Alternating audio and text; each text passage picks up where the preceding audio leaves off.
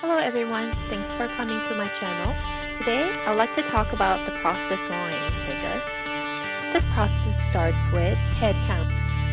If you divide upper half into 4, the first one will be the jaw line, the second will be the middle of the torso, third will be with the navel, the fourth line will be the base of the pelt. And then, line of action. It's a quick and fast way to summarize the gesture of the pose. The line of action, I start with the top of the head, you circle, then you go to back of torso and then front of the pelvis to get the biggest S curve. And then I have to get the legs down and don't forget to mark the foot. The ground plane is where we get that support.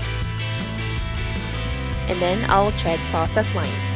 You can always change first 3 steps however you feel more comfortable. So process lines are plumb line, axis lines, angle sidings, ground planes, and grades. Grades sometimes I call vertical reference marks. I simply make 2 lines on each side of the head down to the ground.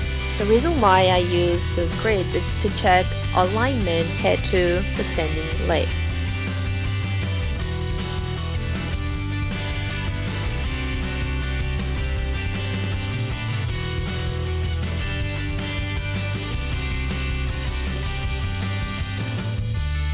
Once you're done getting shapes and form of a figure, next step is to work on skeletal landmarks.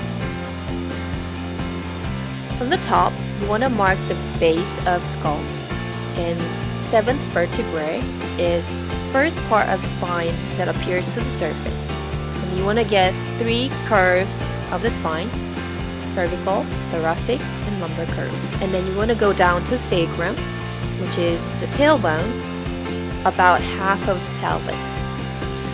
And then here I am marking torso, but the lower angle of torso, and then go down to iliac crest, the top of pelvis. Make sure you're putting iliac crest at 3rd head.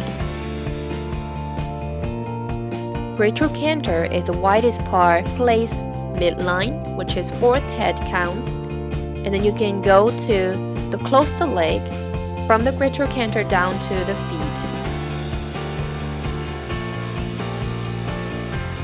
Cylinder shape for the knee, and then simple shapes for the feet. Don't forget to mark ankle bone.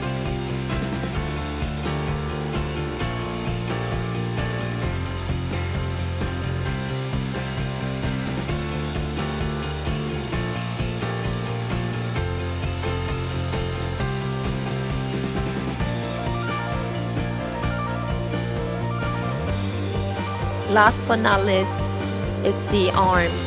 So you want to mark elbow and hand. Once I get the big shapes of landmarks down, I'll go back to the head and start to break down a smaller landmark, which is on the head, it's ears, jaw, and the chin line. On the torso, make sure you revisit the scapula. Scapula is about half of torso. It can be drawn as a triangle shape, but the spine of scapula and lower angle of scapula has to be marked.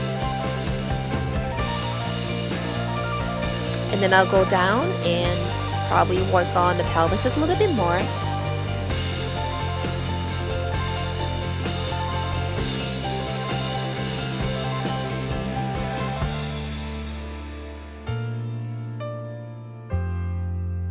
And here I am working on the arm, especially lower arm. There's 2 pieces of bones, which is radius and ulna.